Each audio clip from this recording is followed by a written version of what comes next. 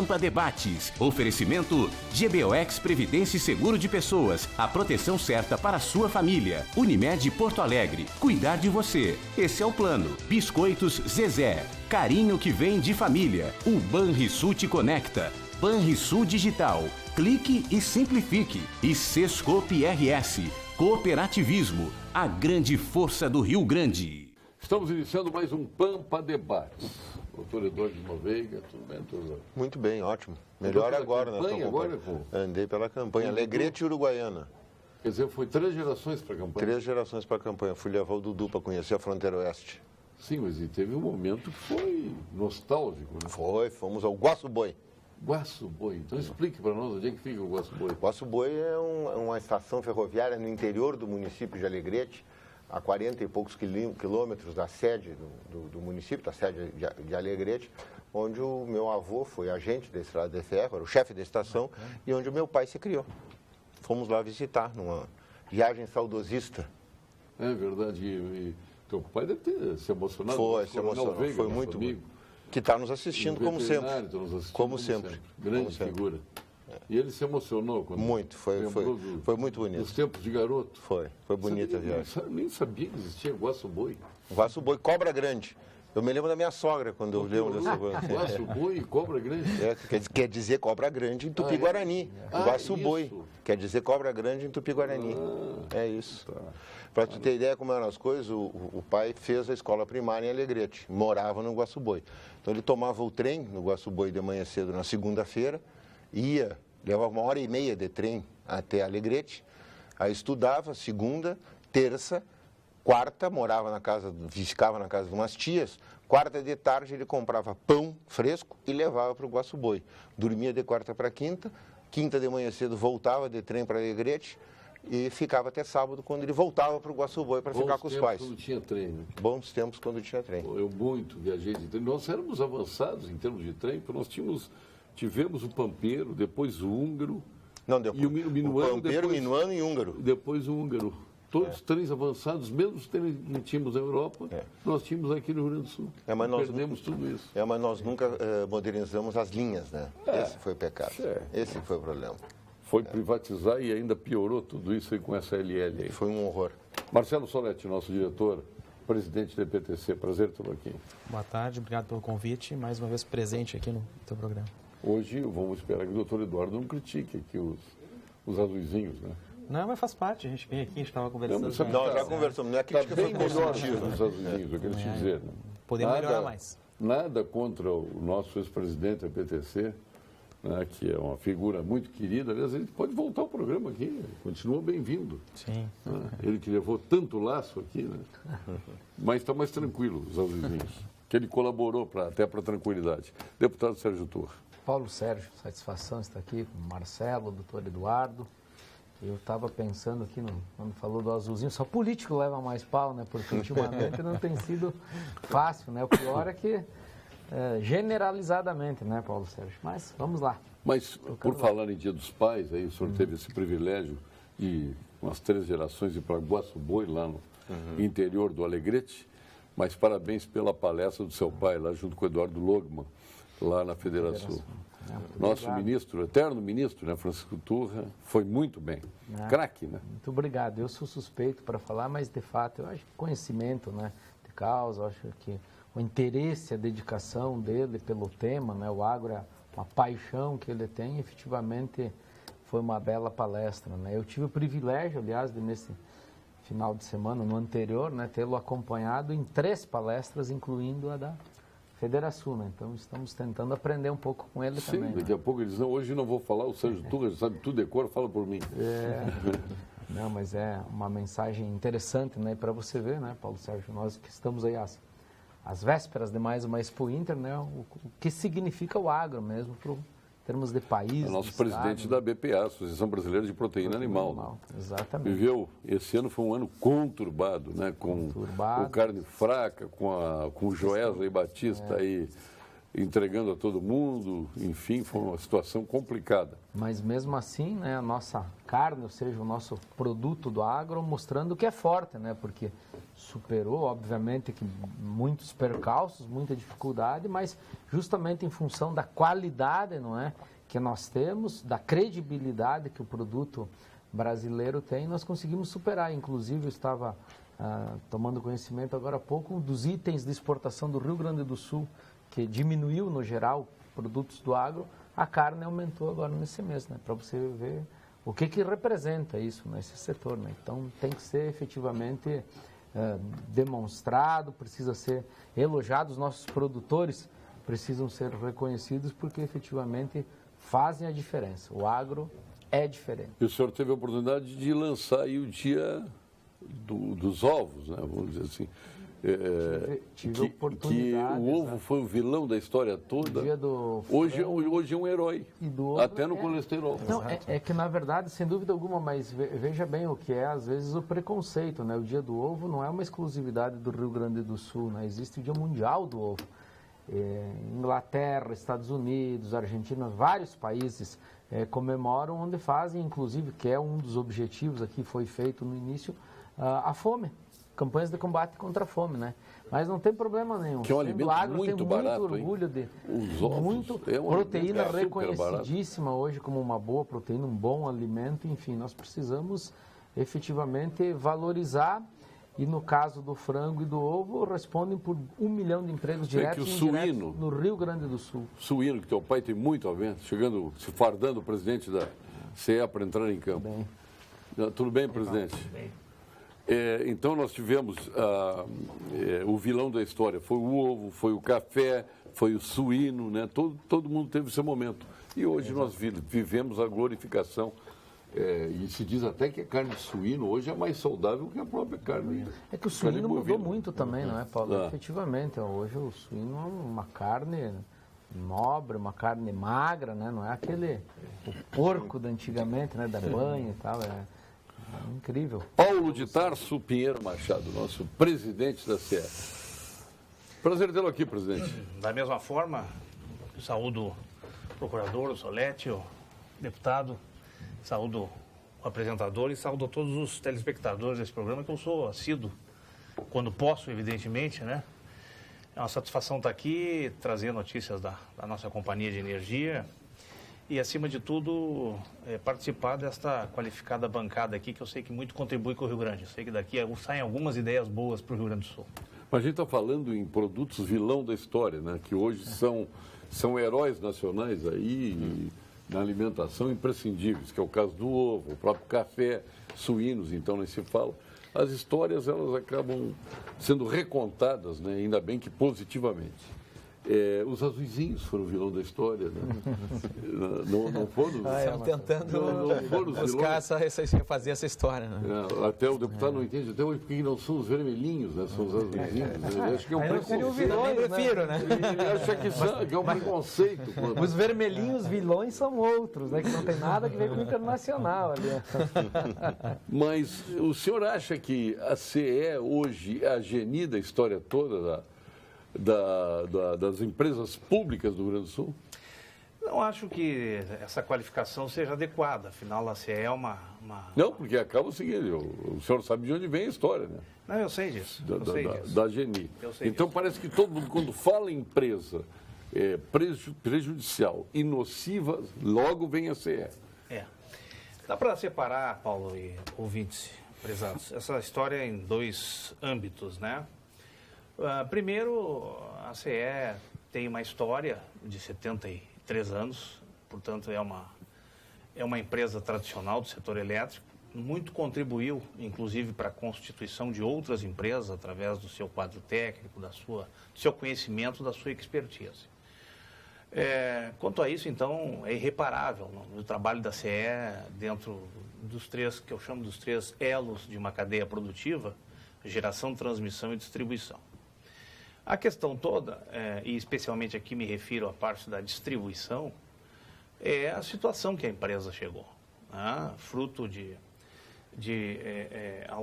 alguns descuidos do ponto de vista, e quando eu falo descuido, é descuido do ponto de vista de gestão. Começou na privatização mal feita, que foi feita no governo Antônio Brito. Enfim, tem uma série de, vamos dizer assim, que essa senhora tem uma longa história, né?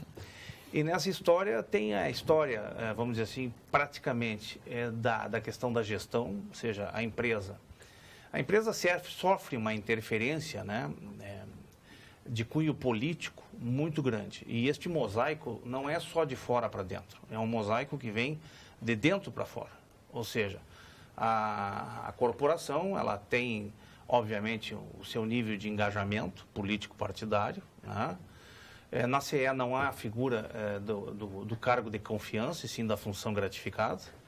Portanto, diante da função de qualquer composição de governo, de qualquer mosaico de composição política, a efervescência se dá de baixo para cima no sentido de ocupação de posições, enfim, e claro, inegavelmente recebe, né, vamos dizer assim, o amparo daquelas agremiações que estão dentro da composição de governo, e aí se dá um processo. A questão toda, isso chega a ser um problema? Não, isso não é um problema desde que a gestão fosse e tivesse a primazia do ponto de vista dos resultados, dos indicadores, sobre isso. Na atual gestão, em que fui convidado pelo secretário Lucas Redecker e pelo governador Sartori, nós estabelecemos já uma evolução desse conceito, e eu acho que é louvável, importante, em que se estabeleceram critérios objetivos para a ocupação de posições dentro da empresa, né?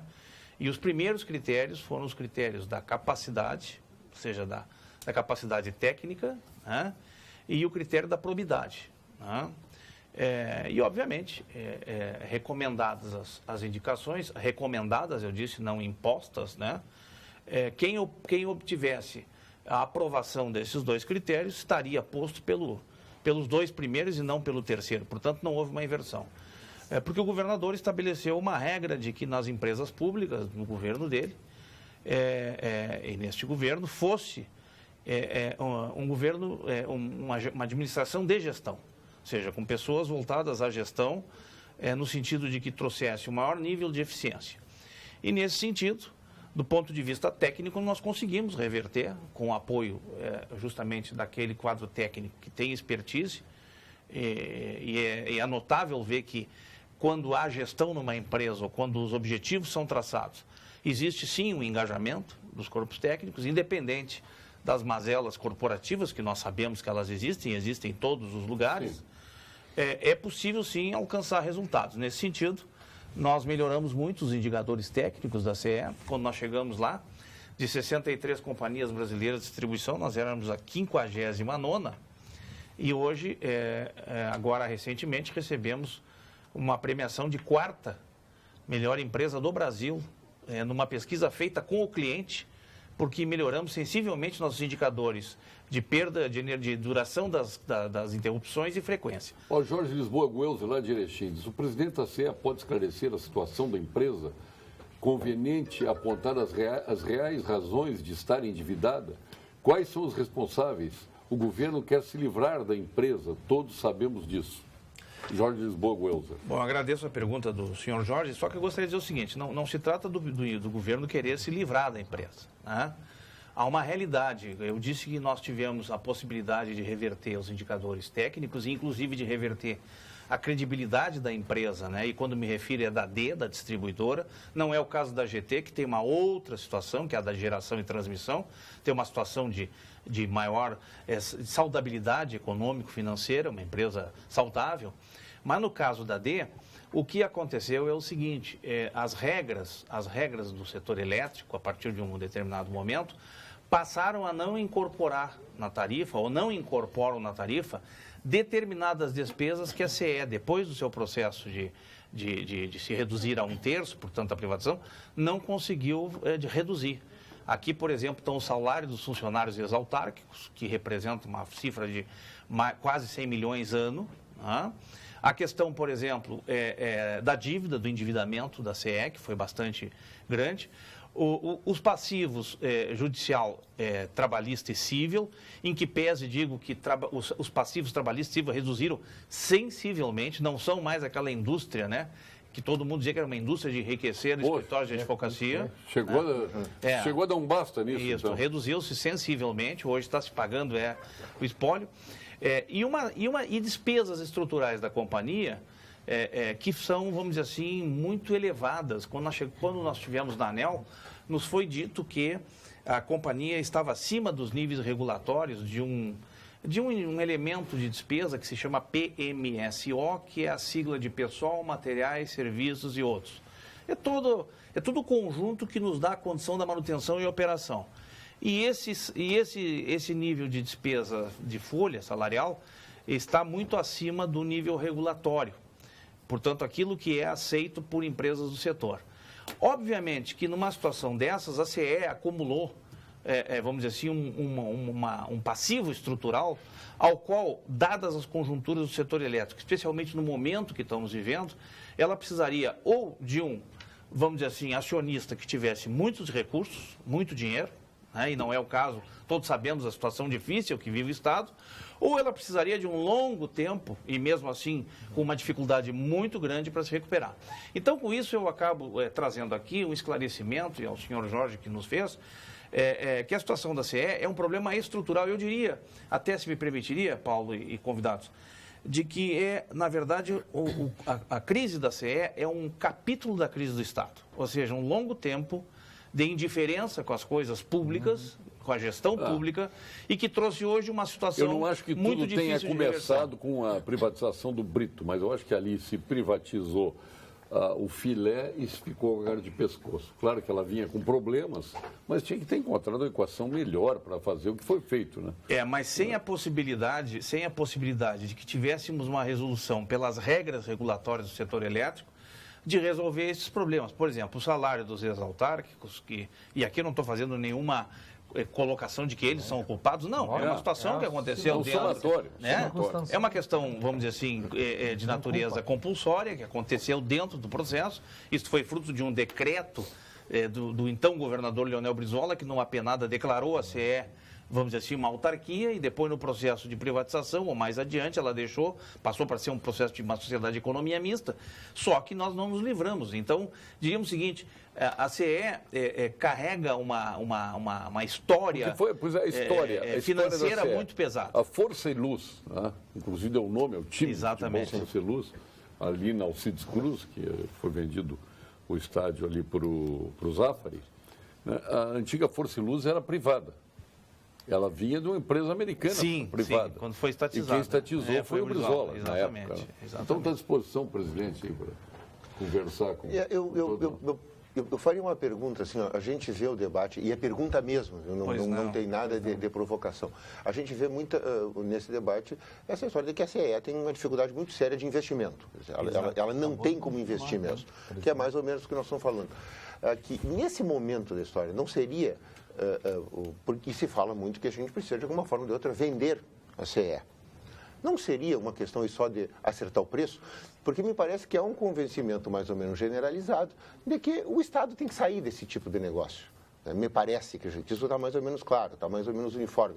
A gente vê um ou outro local, alguma resistência ainda a isso, mas está claro que o Estado não tem mais que explorar a distribuição de energia, esse tipo de negócio que se iniciou uma privatização já há 20 e tantos anos atrás e que ainda ficou uma ponta aqui, uma outra ponta ali, ela tem que ser concluída. Não é só uma questão de acertar o preço?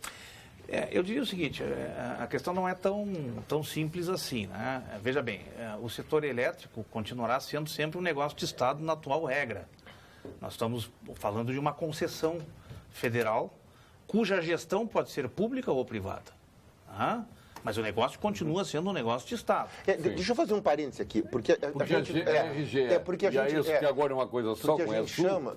Porque a gente chama... Por privatizado? Não. É assim, porque a gente gosta muito, assim, aqui no Brasil, vê isso vem desde do tempo dos governos militares, né? Que é aquela coisa assim, que, não, isso aqui é uma questão de segurança nacional. Isso aqui. A telefonia foi questão de segurança nacional. A energia elétrica é questão de segurança nacional. Mas vem lá do Getúlio isso. Tudo bem, mas assim, isso aqui cria uma certa... Não, isso aqui é uma questão Nos outros países não é, e as coisas andam muito bem. Ou concessão, ou seja lá o que for o modelo que vai se fazer, a questão é assim, ó, tem que fazer. Sabe? Então a gente fica com uma amarra estatal aqui, e é esse o questionamento é fundo. Eu fico com uma amarra estatal aqui, ou porque o Estado é dono, ou porque o Estado regula demais, ou de algum momento ele fala, e a coisa não acontece. E nós ficamos na dependência de que as coisas, e isso acaba sendo um entrave à manutenção da infraestrutura.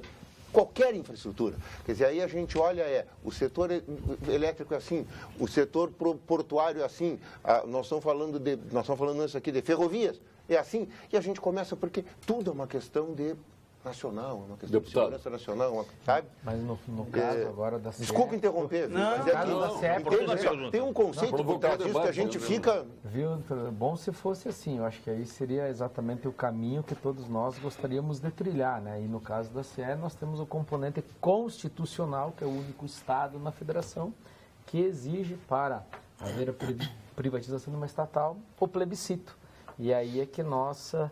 É que a porca torce o seu rabo, exatamente. Esse é o termo, porque, infelizmente, a nossa Então Assembleia não vai ser privatizada a CE. Não poderá ser, mas vai depender de um plebiscito. Já que a Assembleia não dá o ok, com o passo que deveria, o plebiscito na minha opinião, Mas o quem ganha a Estado vanguarda O problema é que quem vai votar, quem vai mobilizar, vai ser os próprios funcionários da CE mas e eu tal. acredito E a que, força na linha do mobilizadora que é muito o grande. doutor Eduardo falou, a consciência do cidadão gaúcho já é outra. Eu acho que todo mundo já amadureceu essa ideia de que o Estado não pode tudo. Aliás, pode muito pouco, e o que pode ele não nos atende, não é? Então nós precisamos efetivamente elencar prioridades e qual o Estado que nós queremos. Mas, infelizmente, em função desse dispositivo constitucional, não é? Que nós, gaúchos, temos, os outros estados não têm. Aliás, nós teremos que aguardar ainda mais para a solução dos problemas que são urgentes. Agora a prefeitura, da qual faz parte o seu governo, lá com o Paim, né? Deve privatizar alguma coisa também, né? É o caminho. Mas nessa linha, Paulo, até o presidente Paulo da CE está comentando, essa questão da gestão não é só dentro da própria CE, o âmbito estadual, federal, municipal, a gente tem toda essas mesmas amarras estatais e essa dificuldade muito é questão de gestão. Então, da mesma forma como o Sartori no governo foi para essa linha de gestão, o prefeito Marquesan também tem ido para esse lado de gestão, de técnicos capacitados. A gente tem visto algumas mudanças e aí, na própria questão, a gente falou de ferrovia, mas a própria Carris, nós temos aí como exemplo de uma situação bastante comprometedora, muito por gestão. A Carris, se depender do pensamento ideológico do Marquesan, já está privatizado. Mas a nem é uma questão só de pensamento ideológico, ela está passando por uma questão bastante difícil. Ele é um liberal, se acercou de liberais, de talentos, aliás, botou um do banco de talentos lá, então a tendência é pensar. Exatamente pelo que pensa o próprio prefeito é que vai ser privatizado. A tendência é não ter preconceito de pensar nesta hipótese. Não, claro, eu não tenho preconceito nenhum de nada. A manutenção da empresa nas mãos do poder público. Acho que é isso que nós precisamos abrir a cabeça para discutir isso, né? E sendo inviável, efetivamente, o que vai fazer? Precisa conversar, inclusive, a respeito de privatização. É o caminho. É uma das alternativas, com certeza, até pelo que está se apresentando, que vem se apresentando nos últimos anos. Foi colocado as pessoas que têm conhecimento técnico, inclusive já profissionais de mercado, para poder fazer essa avaliação e ter uma melhor saída para o município, para o cidadão. Né? Aliás, eu gostaria de saber como anda a RGE, que é a ESUL, que agora é uma coisa só, são dos chineses e tal, como é que anda essas empresas que são resultado da privatização de grande parte, de 2/3 da CE. A privatização da CRT, a gente sabe como anda, é a Oi, está aí o sucedâneo, que está em recuperação judicial, que foi um fiasco internacional, né? Até na fusão, veio com a com a Telefônica de Espanha, aí veio com o Oi, com o Português, e está esse desastre, né? Quer dizer, não é garantia que vai dar certo uma privatização, né? A LL, que resultou da privatização da rede ferroviária nacional, tá aí, resultou no que resultou. Então, não é por ser privatizada que é garantia de sucesso. Não, claro. Foram privatizações pessimamente realizadas e o resultado da população é absolutamente inócuo. Não vamos dizer que, tá aí, não tinha telefone. Não tem telefone pelo advento da celular, que aconteceria com ou sem CRT. Então, hoje tem telefone à vontade, ninguém mais quer telefone fixo. Sim. Então, Quanto custava o telefone, né? Porque todo mundo só tinha o fixo, todo mundo queria o fixo. Então a procura era muito maior que a oferta. Então são lendas também. Paulo, eu diria o seguinte... Está aí o Banrisul, absolutamente rentável, deu certo, mesmo com a gestão pública. É verdade, e foi um ato de gestão pública... Não estou defendendo a estatização de nada, eu não sou estatizante, mas eu estou dizendo que não significa a gestão ser de um homem público ou de homens públicos gestão, que ela vai dar errado. Óbvio. E não significa exatamente isso, que se partir para a iniciativa privada vai dar errado, não é? Então, mas tem uma distinção que a gente precisa se dar conta. Assim, ó, as duas modalidades, elas têm virtudes e têm vícios, não há dúvida nenhuma. Mas há tipos de negócios que são direcionados à atividade privada. Vamos lá. Fornecimento de transporte público, essa modalidade de transporte de passageiros, é uma modalidade muito mais afeita à iniciativa privada do que ao serviço público. Não quer dizer que o serviço público não possa fazer, não quer dizer que a Carris não possa existir. Ela é muito mais... Eu já vou chegar lá. Ela é muito mais afeita ao serviço, à iniciativa privada. Por quê? Porque ela é mais ágil, ela é mais competitiva, ela consegue fazer tudo de uma forma muito mais... ágil, a palavra é ágil, mais desburocratizada. Porque o serviço público, ele tem uma série de controles e sobrecontroles, e o controle do controle que torna tudo muito mais burocratizado e tudo muito mais difícil. Quer dizer, não é para esse tipo de negócio. A CRM, por exemplo, agora fez uma parceria aqui em Charqueadas. E eu não estou dizendo que eu não conheço, eu não estou dizendo que a Carris tenha que ser privatizada. Eu estou dizendo que esse tipo de negócio não é para o serviço público. Uma empresa privada de Santa Catarina, e a empresa catarinense entrou, estava operando, retirando carvão mineral para usar na área metalúrgica. E aconteceu, o Ministério Público foi lá e está em espera, em compasso de espera. Paulo, a gente está... Talvez esse seja o ônibus, mas quem estava operando lá é uma empresa privada. Aonde? Então, não sei. Encharqueadas aqui. Encharqueadas, CRM. Aí... CRM. Tá. Sim, mas o negócio, o negócio está certo, o negócio está errado. Muitas vezes o Estado atrapalha o Estado. É isso que eu estou dizendo. Nós estamos vivendo um momento da vida brasileira que nós estamos naquilo que eu chamo do U, né? Ou seja, o U tem duas extremidades e a parte mais do meio. E a sociedade brasileira e a nação brasileira, ela está, na minha percepção, pode ser que seja só minha, muito dividida. Porque, na verdade, existem questões que foram colocadas ou por um enfoque liberal ou por um enfoque mais de responsabilidade do Estado. A grande verdade, a grande realidade, que nós temos é o seguinte, chegou-se num momento de estresse, né, da capacidade de sustentabilidade do setor público. Tá? Essa é a grande realidade que está posta. Fadiga. A fadiga, exatamente. E isso é federativo. Isso não tem mais dimensão. Antes a União era rica, os estados eram mais pobres, agora está todo mundo na mesma situação. Mas não pense que a privatização é salvação. Não estou dizendo isso. Eu quero apenas pontuar o problema. Então, pegamos o estado do Rio Grande do Sul, pegamos o estado do Rio de Janeiro, o estado de Minas Gerais, que são os que estão mais no foco do problema federativo, que é o seguinte, nós temos uma crise aqui estrutural de mais de 40 anos, né, que vem se empurrando com a barriga, não se consegue. E chegou-se agora naquilo que eu chamo de ponto de ruptura. Né? O que é o ponto de ruptura? A incapacidade da sustentação, não é mais sustentável. Né? Então, diante disso, o Estado tem que fazer algumas opções que são dramáticas, eu diria que é a escolha de Sofia, né? Que é o seguinte, você não tem recurso para segurança, você não tem recurso para saúde, você não tem recursos mínimos para... quem sabe, educação. Infraestrutura, privatiza a saúde e privatiza a educação. Não é isso. É que aí é o seguinte, há um leque de atividades estatais. Não é extremo. Há uma atividade... Por que o Estado tem que ter colégio, tem que ter hospital? Pois é. É a mesma pergunta. Há um leque de atividades... Não. O Estado tem que ter atividades que ele precisa efetivamente exercer mais. Mas tem que ser fiscalizador. Eu acredito que o Estado Por que o Estado tem que ter colégio, tem que ter hospital, posto de saúde e tudo mais? Antes ele tem que ter colégio e não tem que ter uma companhia de geração de energia. De distribuição. De distribuição, o gás, então, assim, diante do leque, justamente do leque das opções, e a gente quando está em crise, a gente tem que fazer opções. Né? O que é mais importante? Né? Eu continuar pagando a empregada doméstica, pagar a faxineira ou contratar uma pessoa, uma diarista? Bom, tem que tomar opções. Então, a crise essa é tão grande que inclusive sobrou para o próprio governo federal. O governo federal, através de um comunicado ao mercado, da Eletrobras, anunciou o seguinte, que a área da distribuição, ela entende que está muito bem exercida pela atividade privada e que não faz mais sentido o Estado investir na distribuição. No nosso caso, aqui do Rio Grande do Sul, a situação é mais dramática ainda, porque no contrato de concessão que nós assinamos em janeiro do ano passado, a agência reguladora, a ANEEL, estabeleceu o seguinte, que aquelas companhias que não têm o equilíbrio econômico-financeiro terão que ter o aporte do governo, do seu acionista majoritário, que no caso é o governo do Estado, para fazer frente às dificuldades.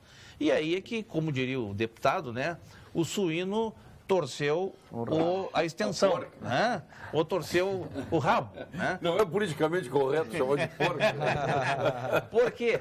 Porque, até isso. Porque o Estado tem que fazer um aporte, por exemplo, para fechar as contas da CED, que é quase um bilhão de reais.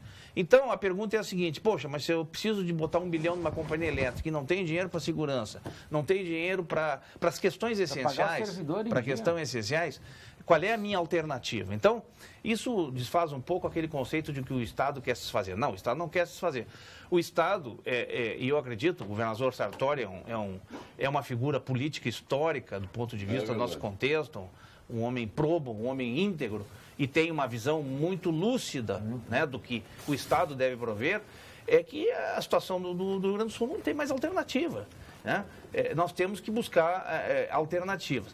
E isso está acontecendo, Paulo e convidados, em todas as dimensões. Por exemplo, o Estado brasileiro agora, o gasto público, e quando eu falo gasto público é o conjunto das despesas que o setor público é obrigado a sustentar, chegou num limite da insustentabilidade. Quer dizer, a sociedade tem que fazer uma escolha. Ou ela aceita que continue aumentando-se impostos.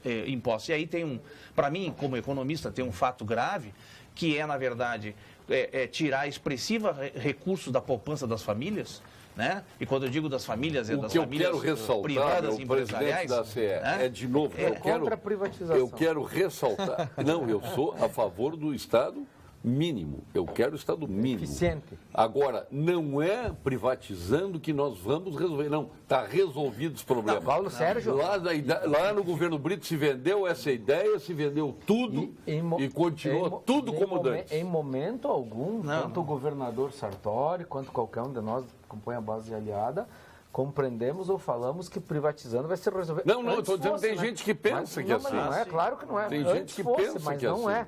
Não vai resolver tudo. Para ver o tamanho do problema. Vai resolver se o Estado for cuidar apenas da fiscalização, da exigência com as atividades necessárias para o funcionamento do Estado. Agora, eu entro na educação e entro na saúde. É muito mais barato comprar vagas em escolas, comprar vagas em hospitais, do que manter toda uma estrutura. Um passo por vez, né? Acho que na segurança não pode, mas na educação e na saúde pode. Estão abertas as inscrições para Expo Agas 2017, de 22 a 24 de agosto. Agora, na Fiergues, em Porto Alegre, as inscrições são garantidas para supermercadistas, mini-mercadistas, bares, lojistas, farmácias, restaurantes e demais segmentos do varejo. A Expo Agas 2017 terá feira de negócios e convenção com palestra de Serginho Groisman, Leandro Carnal, Ricardo Amorim e muito mais. Ligações abertas em www.agas.com.br. Patrocínio Master da Nestlé. Expo Agas 2017, uma realização da Agas, Associação Gaúcha de Supermercados. Participe. O CREMERS alerta, título de especialidade médica só tem validade se for registrado em Conselho de Medicina. O título só pode ser obtido com certificado de conclusão da residência médica ou diploma de especialista emitido pela Associação Médica Brasileira. Médico que anunciar especialidade sem o devido registro comete grave infração ao Código de Ética Médica. Paulo Sérgio, agora... Vou pegar um foco aqui, botar no Ministério Público. Temos que aproveitar os últimos momentos da Operação Lava Jato. Com a posse da nova procuradora, esta que se reúne na calada da noite, fora da agenda, com o presidente da República, aí resolve fazer no Palácio do Planalto. O Ministério Público Federal leva 5 dias para dizer que não vai ser no Palácio do Planalto. Era um absurdo a ideia de fazer no Palácio do Planalto. Com a aposta da nova procuradora da República, será deixado de lado para uma proteção golpista aos corruptos e seus aliados. Dilon Camilo. Não. Isso eu tenho, assim, Eu achei que razoável. você ia dizer sim. Não, razoável tranquilidade para dizer que não. Eu vou. Como é o nome do telespectador, né? Dilon. Dilon. Vou tentar dizer para o Dilon aí mais ou menos como é que as coisas funcionam. Existe uma estrutura de pessoas trabalhando ao redor disso.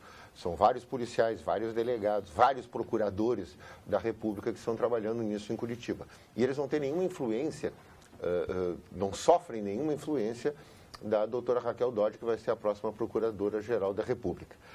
Nos processos de atribuição da Procuradora-Geral da República, seria uma ilusão achar que ela vai atuar nesses processos pessoalmente. Ela não vai fazer os processos, ela vai dar a diretriz. Podemos ter aí algum influxo para lá ou para cá, mas ela vai ter uma equipe, e o Janot tinha uma equipe de 10 procuradores da República que trabalhavam nos processos que ele produziam as peças que ele apresentava perante o Supremo Tribunal Federal. E é evidente que ele conversa com essas pessoas, dá o tom, as pessoas traduzem para ele, examinam os autos, então de milhares de peças e documentos. Conversam com ele, olha, esse processo tem isso, tem aquilo, vamos fazer assim, vamos fazer assado. Isso é um grupo de pessoas que está trabalhando ao redor desse assunto. O Procurador-Geral da República, que tem a responsabilidade de tomar a decisão, é quem dá o tom. Mas ele não tem como contrariar as evidências que o grupo traz para ele. Porque ele não tem como dizer, o sujeito diz assim, olha, eu fui lá e encontrei branco. Ele diz assim, não, mas nós vamos todo mundo aqui afirmar que é preto. Isso não tem como acontecer. E aí eu estou falando de quem foi procurador-geral e que processou algumas pessoas com foro privilegiado, e quando a assessoria vem e examinou a documentação e te apresenta e diz, olha, eu achei isso, aquilo, a gente contesta, pergunta, estressa os argumentos para ver até onde vai, se tem segurança, se não tem. Mas quando a assessoria vem e apresenta o resultado do estudo feito em milhares e milhares de documentos, aquilo é inexorável. A gente não tem como dizer, não, agora vocês chegaram à conclusão que o sujeito é corrupto, que ele cometeu peculato, que ele desviou dinheiro, que ele lavou dinheiro, mas eu vou tomar decisão, tu produz aí umas 150 laudas dizendo que não aconteceu e que eu vou arquivar. Isso não Mas tem você acha que está certo ela ter impossível. ido no Palácio do Jabaru? Não, acho que foi muito mal. Foi muito errado. Foi muitíssimo errado. Ela começou muito mal fazendo isso. Não podia ter feito isso. Está na cara que ela foi lá tratar de alguma outra coisa que não era um assunto muito republicano, me parece. Mário Luz de Camacão, boa noite, tudo bem? Deixar minha observação sobre a CE e outras estatais dos estados, que seja em âmbito federal, estadual e municipal, e também dizer que estamos ligados em tudo isto. E quem mais está ligado é esta corrupção, visto que o governo federal, enquanto tiver os políticos nomeados, apadrinhados para gerir estatais, para lotear cargos após campanhas eleitorais, aí que mora a gênese da corrupção brasileira. São os meios que originam a corrupção. E aí eu fico me lembrando, a Petrobras, se fosse privatizada, teríamos tido corrupção na Petrobras? Tá mais do que visto que a corrupção não é privilégio do setor público. Claro. Né? Nós temos aqui uma associação do público com o privado. O privado que quer ter uma vantagem, geralmente sobre outros do setor privado. Né? Tem a história dos trens de São Paulo, do metrô de São Paulo e tal, que são grandes empresas. Não quero garantir que ela seja, mas eu não tenho dúvida de que ela seria uma empresa melhora com mais agilidade, com controles internos maiores, e não teria, imagino eu, aqui sou eu, na minha ingenuidade aqui, ó, que ela não teria corrupção institucionalizada aí desse tamanho e nesse patamar. E nem podia ser um monopólio. Não pode ser um monopólio. Assim, ó, não teria nesse tamanho, nesse patamar, creio eu. Mas como nós chegamos na Odebrecht, que chegou a ter um departamento para fazer isso, então eu também acho que no Brasil tudo é possível. Né? Agora o Brasil redimensionou e reinaugurou o termo corrupção.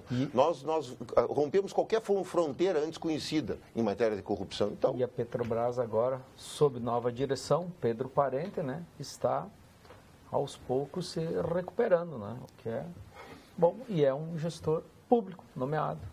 Não é? Paulo Sérgio, o presidente da CE tem razão, pois houve grande melhora na Jataí, na Curupaiti, na Zona Sul, pois anteriormente faltava luz seguido. E agora, talvez, pela subestação ao lado do viaduto Mazembe, tudo melhorou. Ricardo Paim. É Mazembe? Eu não quero entrar nessa polêmica, vamos entrar no U de novo, né? O Mas vermelho Mazembe? e o azul, né? Mas é Mazembe ou não? Olha, ali tem um M que, vamos dizer assim... O senhor é gremista ou colorado? Eu sou gremista. Ah, bom. Mas ali mas eu não Então quero é Mazembe. entrar, né? Então é Mazembe. Eu não quero, em respeito ao co-irmão, porque aqui no estado, você sabe que aqui no Rio Grande do Sul tem uma estatística, né? Que diz o seguinte, né? Aqui de 100% da população... 60 é colorado. Não, 10% torce para o Grêmio, outros 10% para o 20%, né? Outros 10% para o Internacional. Os 80% restantes dividem-se em 40% antigremistas e 40% anticolorados. Logo, é difícil ter consenso, porque tem mais gente contra que a favor. Eu estou nos 10%. Eu não torço pela desgraça do Inter, torço pelo sucesso do meu time. Dizem... Eu sou botafoguense santista, então daqui no... Então tá bem, ganhou do Grêmio ontem, né? Então tem um M ali que indica, e todo mundo diz que é Mazembe, mas eu prefiro não entrar por esse contexto. Efetivamente, o trabalho que nós viemos fazendo, a CE... Não dizer que é Abdias do Nascimento, botar no senador do Rio de Janeiro o nome do viaduto, que também deve pedir para levar, né? Será que nós não temos um vulto nosso para botar o nome do viaduto? Viaduto Abdias do Nascimento.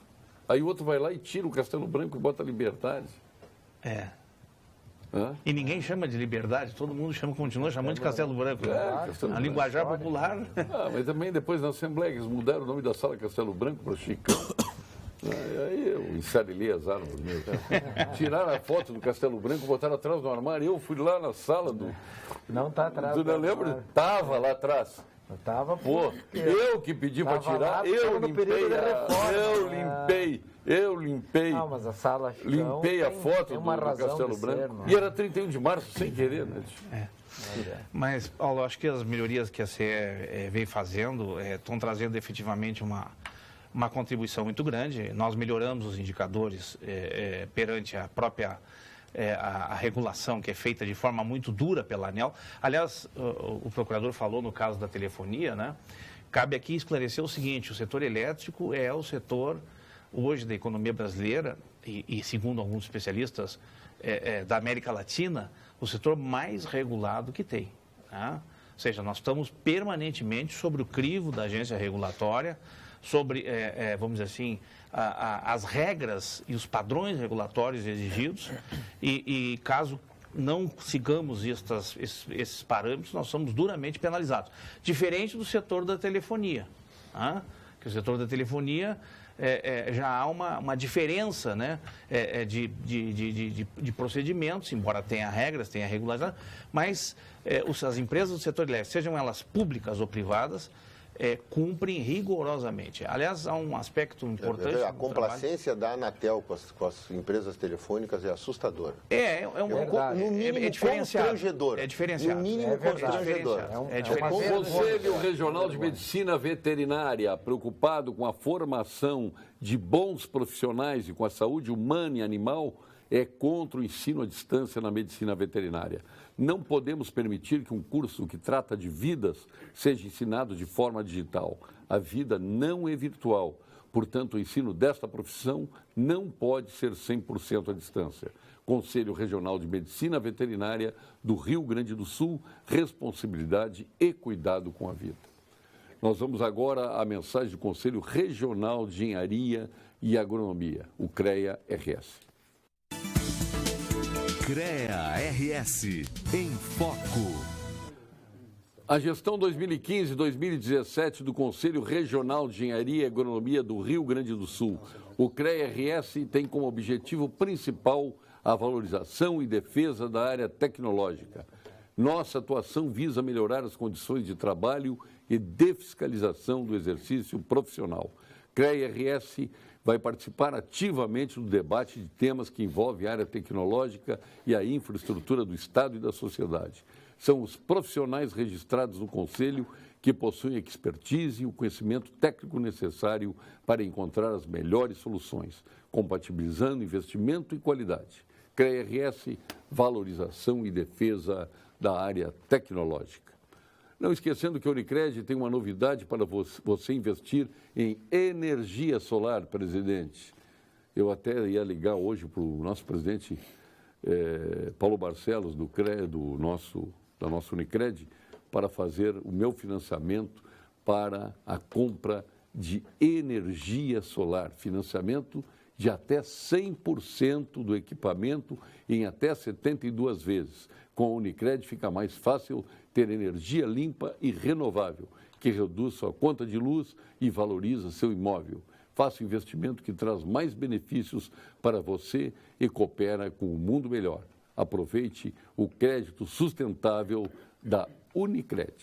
E vamos agora ao quadro de saúde com a doutora Raquel Campani, da equipe do nosso doutor Gilberto Schwartzman, titular do Clínicas do Ernesto Dornelli, sócio fundador do Instituto Oncológico Kaplan e mais jovem membro da Academia Brasileira de Medicina. Vamos à doutora Raquel Campani, da equipe do doutor Gilberto Schwartzman.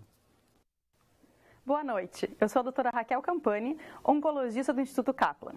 A imunoterapia é uma forma de tratamento desenhada para estimular o nosso sistema imune, tentando fazer assim com que ele ataque a célula cancerosa.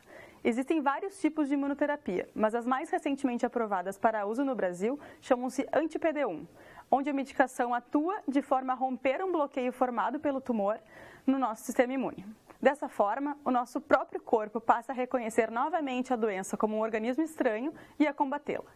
As vantagens vistas até agora com esse tipo de tratamento são principalmente os efeitos colaterais que são mais brandos quando comparados ao tratamento quimioterápico convencional e as respostas que costumam ser mais duradouras. Para saber mais sobre esse tipo de tratamento, consulte seu oncologista. Obrigado, doutora Raquel. As informações excelentes, doutora Raquel. Sempre útil. Ias falar da Guatambu, da energia solar. Da energia solar, a Guatambu é um empreendimento que é superavitário em energia solar. É algo incrível. E o que ela se acredita, né, presidente? Sim, se acredita. Passa na rede. É isso exatamente. Está lá para quem quiser ver algo fantástico. Uma empresa como... Eu botando na praia, eu posso me ressarcir aqui? Com certeza, com certeza.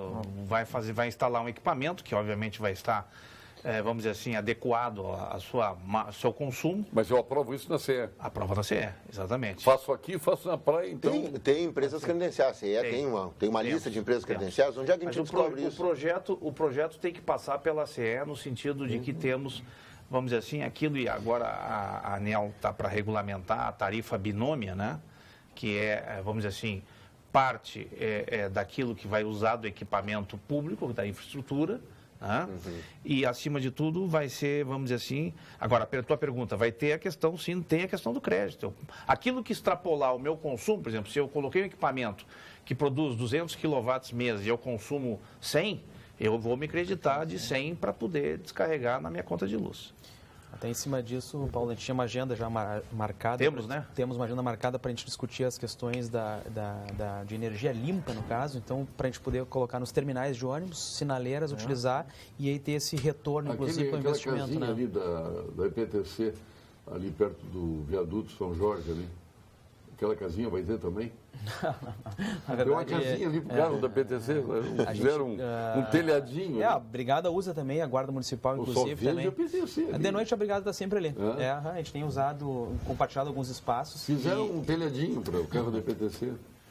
Ali Mas fica, quem foi que fez o telhadinho? Não, a própria PTC. Ali fica eventualmente o radar, muitas vezes ali. O que acontece? Antes o radar ficava embarcado. Então, dentro da política de mostrar onde está o radar não fica mais dentro da viatura, fica sempre... mas ali fica ali, está chovendo, está ali e está dentro da viatura. Não, ele tem que ficar fora. A orientação é que o radar não fique mais dentro das viaturas, que ele fique fora, o pessoal exposto. Então, o pessoal fez aquele proteção ali, eventualmente, às vezes está ali só parado, só para ficar de forma ostensiva, mas o equipamento ele não está autorizado a ficar embarcado. Né? Olha, o Brizola estatizou, como sempre, o Brizola ferrando o Estado. Seu lema, o povo, que demagogia. Está aqui dizendo o nosso telespectador, o Carlos, né? Não fui eu que disse, viu? Não, Carlos. Falar contra o Brizola parece politicamente incorreto, né? Boa noite, Paulo Sérgio. Gostaria de saber por que o plebiscito para vender fundações ou autarquias. Os deputados não nos representam? Se for assim, tudo poderia ser feito através de plebiscito. Um abraço, o Zeca mandando aqui. Boa pergunta do Zeca, mas as fundações não, mas no caso das estatais, sim, eu também, embora não é do meu tempo, né, eu acho que foi, ao invés de ser um avanço, esse dispositivo constitucional acabou sendo um retrocesso, acaba engessando também, em alguns momentos, e este momento é um deles, emblemático, né, a gestão pública, né, o dinamismo do gestor. Nós não temos, por exemplo, e existe na Assembleia tramitando, do meu colega deputado Marcelo Rato, um projeto para que então vamos para um plebiscito quando for para criar alguma estatal também.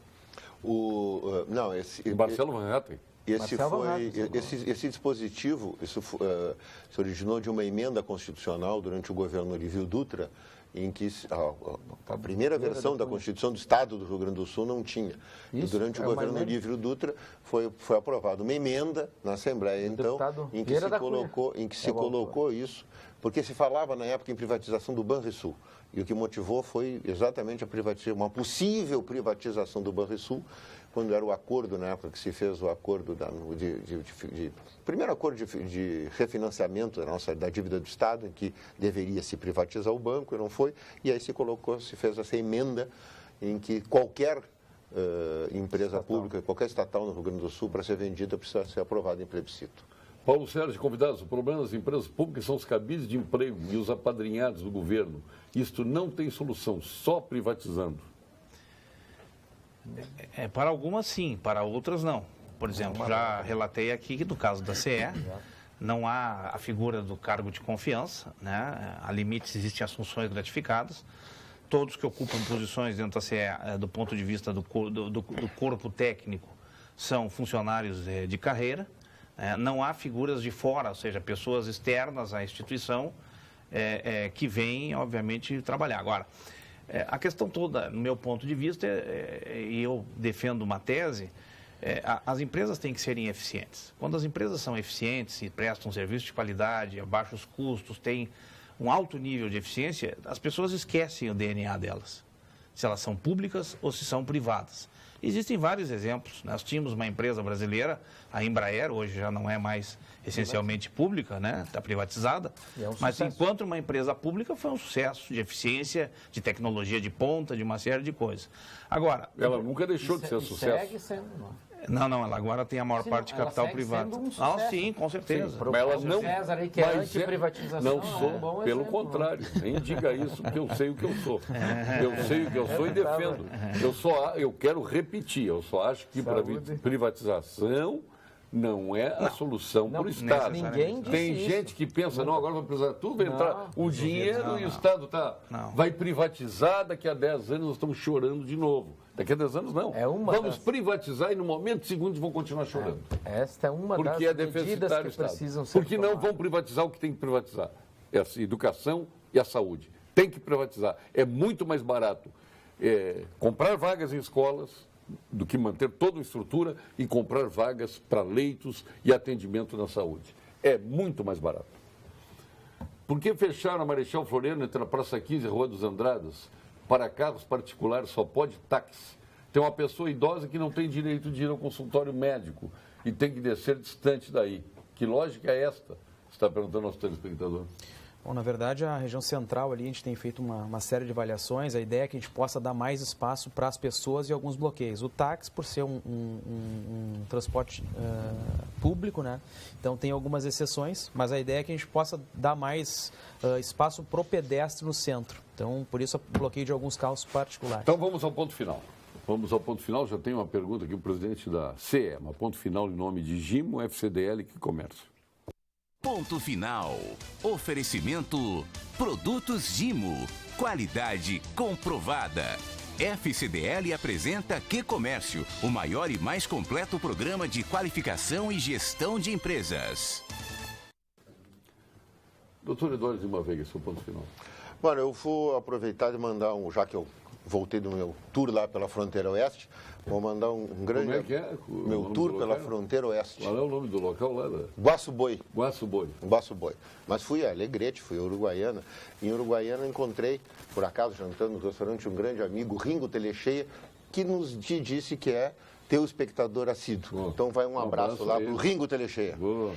Maravilha.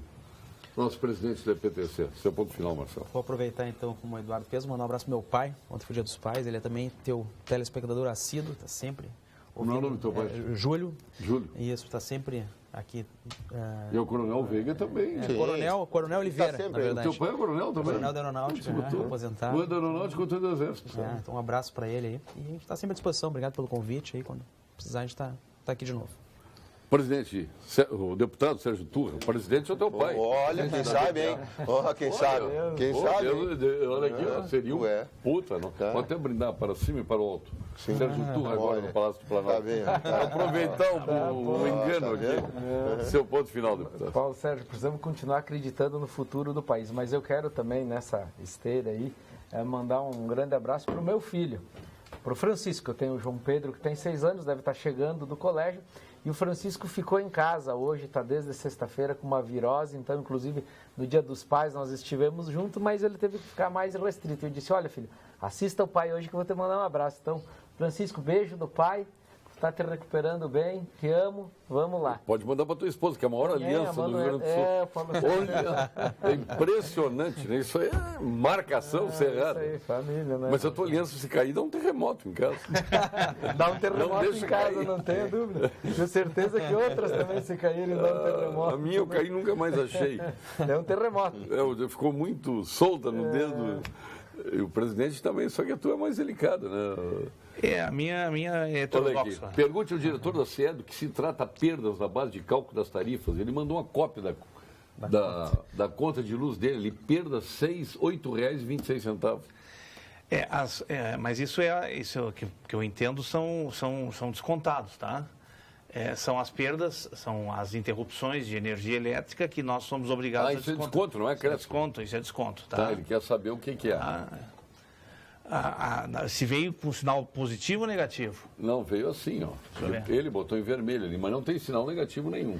Não, então sim, isso é o rateio da parte das perdas comerciais e técnicas, principalmente as perdas comerciais do gato, que uma parte reverte para o consumidor. Vê que barbaridade. Mete a mão e todo mundo paga. E que nós estamos combatendo fortemente.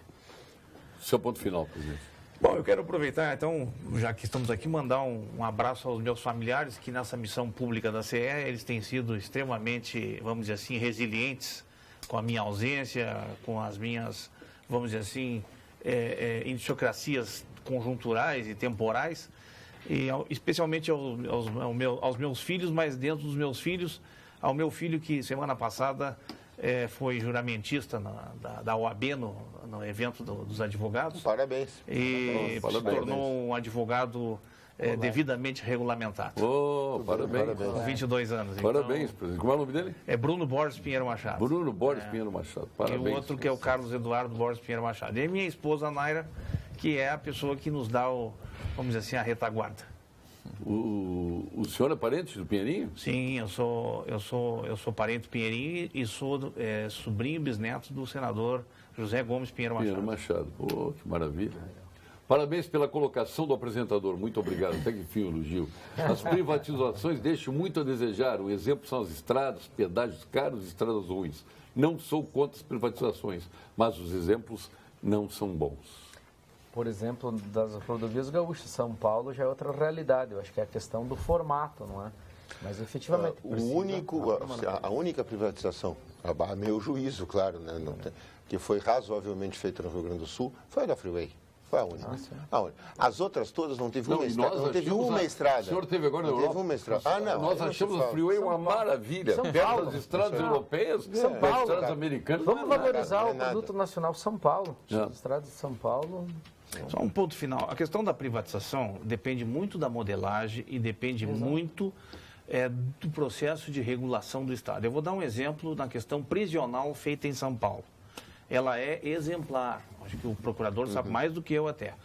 Há na cláusula contratual das empresas que fazem a gestão dos presídios uma cláusula de indenização ao Estado por evasão de preço.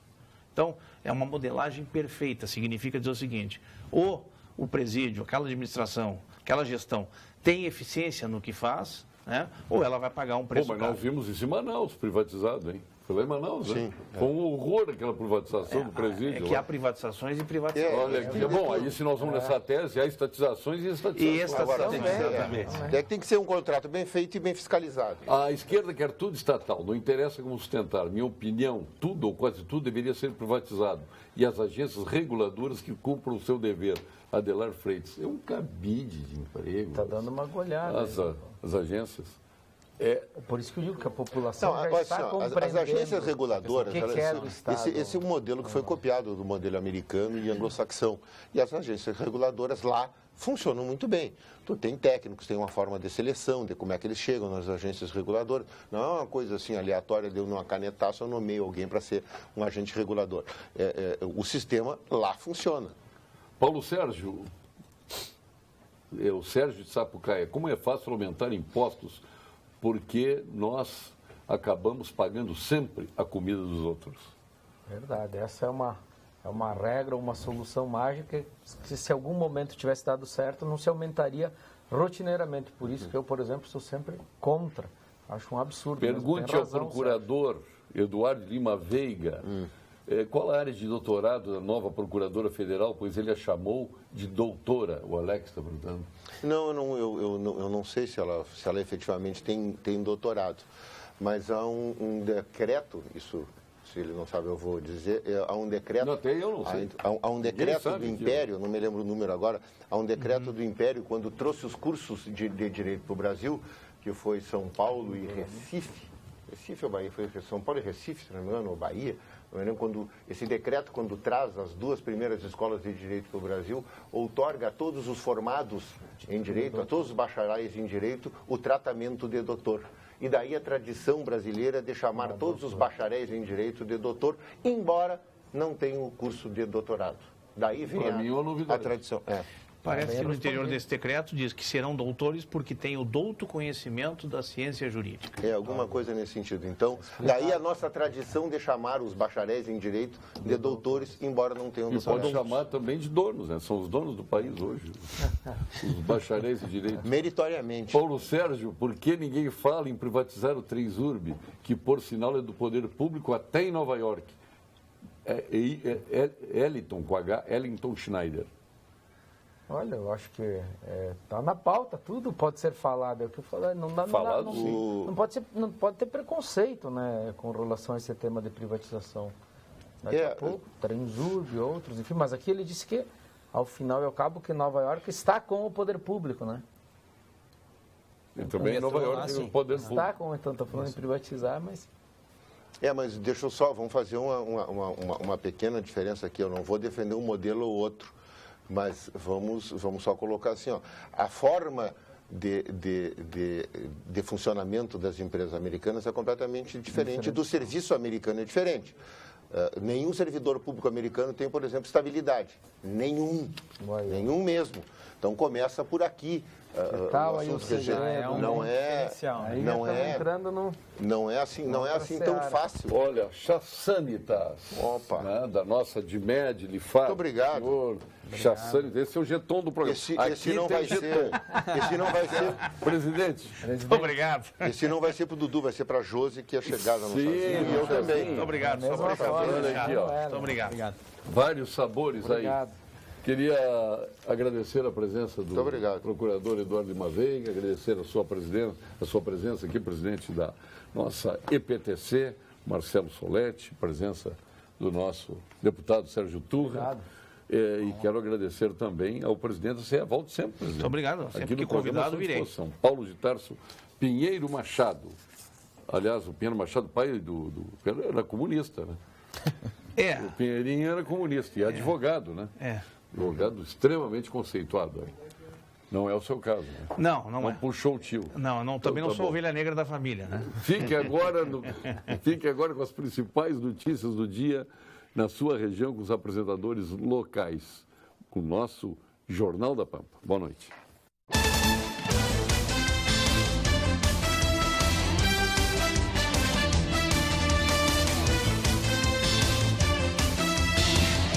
Pampa Debates. Oferecimento GBOX Previdência e Seguro de Pessoas. A proteção certa para a sua família. Unimed Porto Alegre. Cuidar de você. Esse é o plano. Biscoitos Zezé. Carinho que vem de família. O Banrisul te conecta. Banrisul Digital.